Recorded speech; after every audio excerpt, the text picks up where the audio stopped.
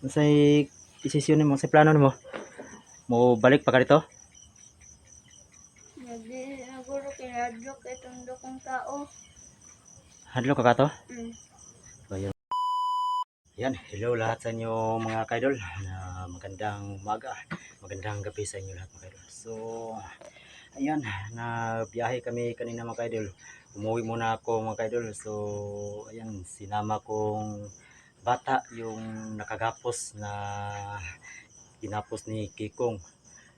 So, ayan, sinama ko ang bata mga kaidol kasi hindi niya alam kung saan ang bahay niya kasi naligaw siya dahil hinabol ni Kikong. Ayan, nandito kami sa bahay ni Ante mga kaidol. Karating lang namin. Ayan, nandito si Aya nagsulat, ano, may ginagawa. Siguro assignment siguro mga kaidol. So ayan, tingnan natin. Ayan, ito, bata. So ayan si Aya. Tanungin natin si Aya mga kaidol kung saan si Ante. Aya, ano sa kadya? Assignment na? Oh, Ikaw rin may isa lagi diri. tanda ko mo si ate. Si Ante. Si Saya saman. Sabay ka ate. Sabay. Oh. Isa to pa ikaw rin isa diri day. Ayan, tanungin natin itong bata mga kaidol. Dong, Dog. okay lang si Madong na kuyog taga diri? Oh. Nya asa sa pungtanon taga sa pangalan mo gani? Santino. Santino? Oh. Nya asa imong kuan napakay mga ginikanan nimo? Wala na naglayas gibiyaan may. Nya asa mo magpuyo? Sa akong uyuan. Uyuan nyo? Hmm. Ayun mga kaidol, na tinanong natin. Wala na sila ng mga mama papa. So ang tiyoy na lang ang nagbubuhay sa kanila. Nya tong kauban mo tong gapos isa dong, kaunsa putan mo? Ano, silingan. Silingan tanyo? Hmm. Patay. Belakang ginikanan na to. Saan diri saya? Aya. Pan. Dong, kuna na dong. Salamat.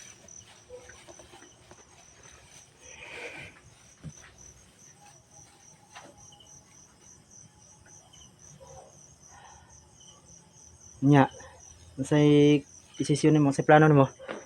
Mo balik pa ka dito? Hindi siguro kay hadlok kay tondo kong tao. Hadlo ka kato? Hmm. So ayun mga kaidol, tinanong natin na ayaw na bumalik doon na trumang bata sa ginawa ni Kikong. Hindi natin alam ito mga kaidol kasi Kikong naglasing ng lagim doon sa kanilang lugar. Ayan, ayaw na umuwi ang bata. Siguro ito naman ang pag-usapan ko kay Ante na kung gusto niya. Ha? Saan siya? Mao ning kuan akong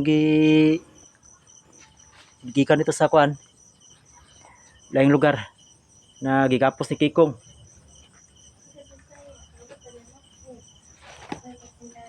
Sa Ante saya. Ha? Wala man kuyog? Ito, kindahan.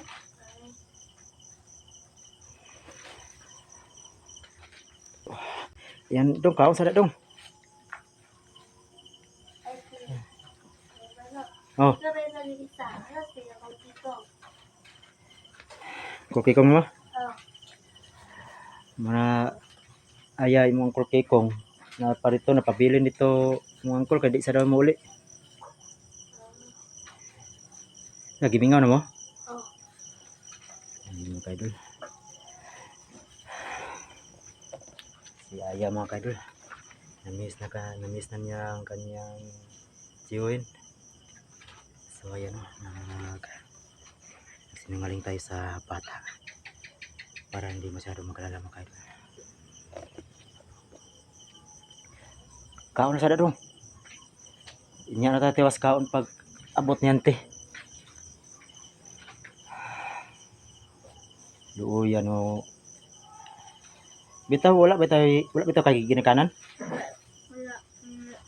Ning layas na. Ning layas. Luyan nyo eh. Sige lang, kay ang yun na to si ante na diri sa ka. Samtang hadlok pa ka dito sa inyo ha, kay itong pagukod sa itong dakong tao. Ayan. Ikaw saya, kabalo kang basa? Ha? Kapalo kay Kabalo ba day? nagdagan ko niya.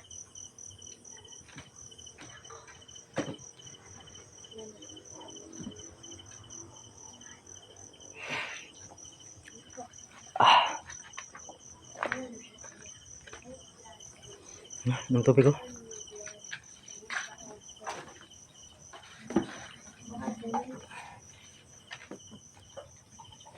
Saya mga kadol, nabutan ko si Aya na study. So tinanong ko pa rin si Saya, marunong na daw siya magbasa. Tinuruan siya ni Saya. So itong bata itong mga kaidol, dito muna to habang natakot pa siya doon sa kanilang lugar na ayaw mo na siya umuwi sa kanila. Siguro na matakot sa pinagawa ni Kikong. Pagka uwi ni Ante mga kaidol, no, pag-usapan natin si Ante na dito muna to patirahin itong bata to. Kawawa naman kasi wala na siyang pamilya. Ang tiyuhin na daw ang nabubuhay sa kanila. Tungkol pa rin yung isa nakatali mga kaidol, yung kinatay ni Kikong. Kapitbahay pala nila, hindi pala niya kapatid. Ito pala ang pangalan ng bata ito mga kaidol, si Santino. Parang anghel ang pangalan ito ng bata ito, Santino.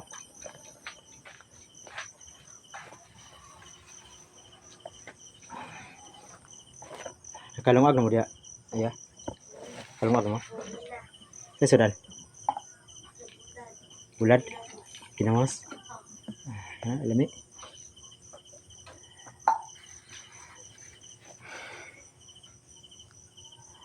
Ayan mga kaidol. Hindi ko na alam ang gagawin ko dito mga kaidol. Pati ako naguluhan na sa sitwasyon. Lalo na si Kikong na nakasanib na doon kay Bako. Lalong lumala ang sitwasyon mga kaidol. Lalo na nag-iisa na lang ako sa paano ko ligtas si Kikong sa kamay ni Bako mga kaidol. So ipagdasal lang natin mga kaidol na kahit nag-iisa lang ako, sana maligtas natin si Kikong para mabalik normal na. Kawawa talaga si Aya mga kaidol na tinanong niyang kanyang tiyuhin kung saan. Pati ako nagsinungaling na.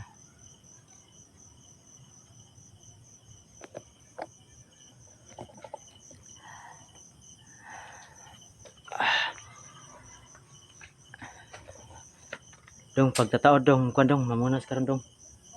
Kay kuan ka pirma siya sanina sa Aya. Siya. Dito ka tapat ka to pag ila-ila mo to.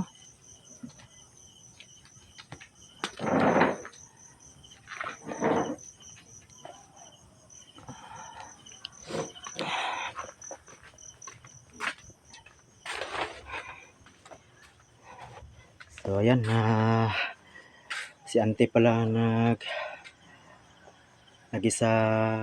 naglalakad mga kaidol na umalis na bili ng ulam. Si Saya pala na nandoon pala nandun sa kapitbahay, no. Akala ko na sumama sila ni Ante. So ayan mga kaidol. Siguro bukas naman balik naman ako ulit dun sa area kung saan ko nakita si Kikong para subukan naman natin kumisihin.